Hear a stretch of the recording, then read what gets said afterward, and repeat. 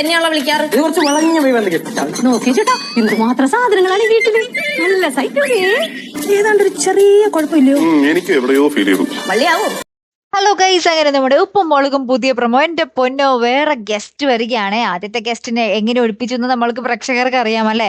അപ്പൊ രണ്ടാമത്തെ ഗസ്റ്റ് വരികയാണ്. അപ്പൊ ആദ്യത്തെ നോട്ടത്തിൽ പന്തികേടൊന്നുമില്ല കേട്ടോ, ഒരു ഹസ്ബൻഡ് ആൻഡ് വൈഫാണ് വരുന്നത്.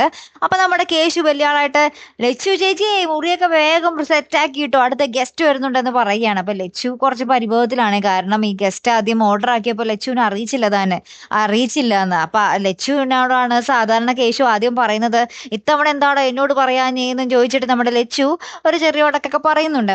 പിന്നീട് ഗസ്റ്റ് വരുന്നുണ്ട്. ഗസ്റ്റ് വന്ന പാടെ ഈ ഭാര്യ ഉണ്ടല്ലോ, ഈ വൈഫ് ഉണ്ടല്ലോ, അവിടെ തൂഞ്ഞാലാടുന്നു. അയ്യോ സൈക്കിളേട്ടാ ഇവിടെ എന്തോരം സാധനങ്ങൾ എന്നൊക്കെ പറഞ്ഞ് ഭർത്താവിനോട് ഇങ്ങനെ തുരുതുരാ സംസാരിച്ചുകൊണ്ടിരിക്കുക.